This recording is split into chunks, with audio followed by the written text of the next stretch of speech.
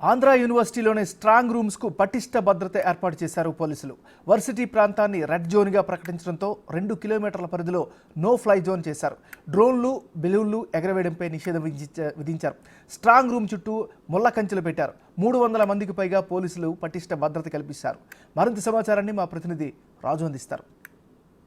ఎన్నికల పోలింగ్ తర్వాత రాష్ట్రంలో అనేక చోట్ల గొడవలు జరుగుతున్నాయి. సమస్యాత్మక ప్రాంతాలుగా ఉన్నటువంటి ప్లేసెస్లో కూడా ఇబ్బందికర వాతావరణం ఉన్నటువంటి నేపథ్యంలో ఎలక్షన్ కమిషన్ కఠినమైనటువంటి చర్యలు చేపడుతున్నటువంటి పరిస్థితి ఉంది. దీనిలో భాగంగానే విశాఖపట్నం జిల్లాకు సంబంధించి ఆంధ్ర యూనివర్సిటీ ఇంజనీరింగ్ కాలేజీలో మొత్తం ఈవీఎంలు భద్రపరిచినటువంటి స్ట్రాంగ్ రూమ్స్ అయితే ఉన్నాయి. జిల్లా కలెక్టర్ మల్లికార్జున, అదేవిధంగా సిపి రవిశంకర్ అయ్యర్, వీళ్ళిద్దరు సమక్షంలో పూర్తి స్థాయిలో కట్టుదిట్టమైనటువంటి ఏర్పాట్లు చేసినటువంటిది మనం అయితే చూడొచ్చు. ప్రస్తుతం నేను ఆంధ్ర యూనివర్సిటీ ఇంజనీరింగ్ కాలేజీలో దాదాపుగా 7 నియోజకవర్గాలకు సంబంధించినటువంటి ఈవీఎం స్ట్రాంగ్ రూమ్స్ అయితే ఉన్నాయి. ఒక ఎంపీ నియోజకవర్గం, 7 అసెంబ్లీ నియోజకవర్గాలకు సంబంధించినటువంటి స్ట్రాంగ్ రూమ్స్ అయితే ఉన్నటువంటి పరిస్థితి అయితే ఉంది. మనం చూస్తున్నాం కదా, ఎక్కడికక్కడ ఐరన్ ఫెన్సింగ్ వేసి ఏ ఒక్కరు వెళ్ళడానికి వీలు లేకుండా నిరంతరం కట్టుదిట్టమైనటువంటి భద్రతను అయితే చేస్తున్నారు. పూర్తిగా చెప్పాలంటే మొత్తం 2 కిలోమీటర్ల రేడియస్లో, అంటే ఈవీఎంలు భద్రపరిచినటువంటి ఆ స్ట్రాంగ్ రూమ్స్కి సంబంధించి 2 కిలోమీటర్ల రేడియస్లో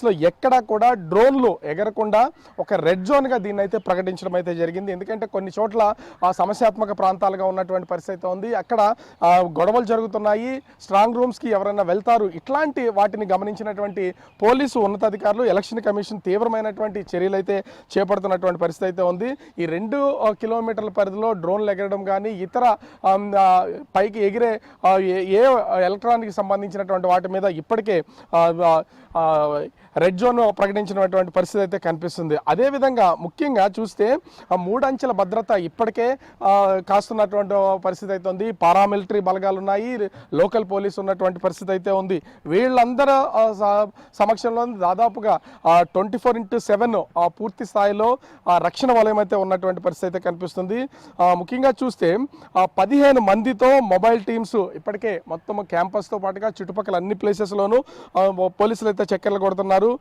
ముఖ్యంగా ఎక్కడికక్కడ ఆంధ్ర యూనివర్సిటీ పరిసరాల్లో అనుమానితంగా ఉన్నటువంటి వాళ్ళపై వీళ్ళు పోలీసులు అయితే నిఘా ఉంచుతున్నటువంటి పరిస్థితి కనిపిస్తుంది. ఈవీఎంలకి ఇప్పటికే దాదాపుగా 300 మంది అటు సిటీ పోలీసులతో పాటుగా పారామిలిటరీ సిబ్బంది సెక్యూరిటీగా ఉన్నటువంటి పరిస్థితి కనిపిస్తుంది. ఎట్లాంటి అవాంఛనీయ సంఘటనలు జరగకుండా ఉండేలాగా మొత్తం కౌంటింగ్ కూడా సజావుగా జరిగేలాగా విశాఖ పోలీసులు అయితే చర్యలు చేపడుతున్నటువంటి పరిస్థితి ఉంది. చూస్తున్నాం ఎంత స్ట్రాంగ్గా ఇవి ధర్నాలు, అదేవిధంగా పెద్ద పెద్ద ఆందోళన జరిగిన సమయంలో శాంతి భద్రతలకు విఘాతం కలగకుండా, ఎవరు గుంపులుగా రాకుండా ఉండేలాగా ఈ ముళ్ళకంచెల్ని వేస్తున్నటువంటిది మనం అయితే చూస్తూనే ఉంటాం చాలా చోట్ల.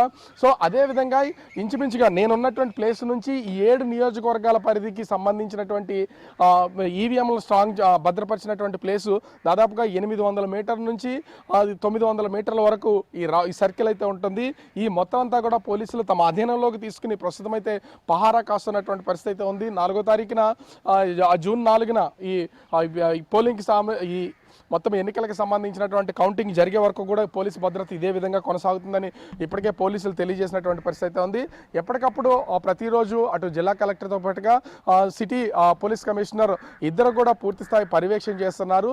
ఏ ఒక్కరు కూడా రాకుండా, అంటే అనుమానితులు ఎవరున్నా కూడా వాళ్ళ మీద కఠినమైన చర్యలు చేపట్టడంతో పాటుగా వస్తున్నటువంటి వాళ్ళు కాలేజీ సిబ్బంది కానీ స్టూడెంట్స్ కానీ ఎవరు వచ్చినా వాళ్ళ దగ్గర ఐడి కార్డులను చెక్ చేసి మరి లోపలికి పంపిస్తున్నటువంటి పరిస్థితి కనిపిస్తుంది. రాష్ట్రంలో జరుగుతున్నటువంటి కొన్ని వివాదాలు, గొడవలు, ఇబ్బందికర వాతావరణాల మధ్య విశాఖ పోలీసులు అయితే పూర్తి స్థాయిలో పటిష్టమైనటువంటి భద్రతను ఈవీఎంల దగ్గర చేసినటువంటి పరిస్థితి కనిపిస్తోంది. కెమెరామెన్ మురళితో రాజు, బిగ్ టీవీ, విశాఖపట్నం.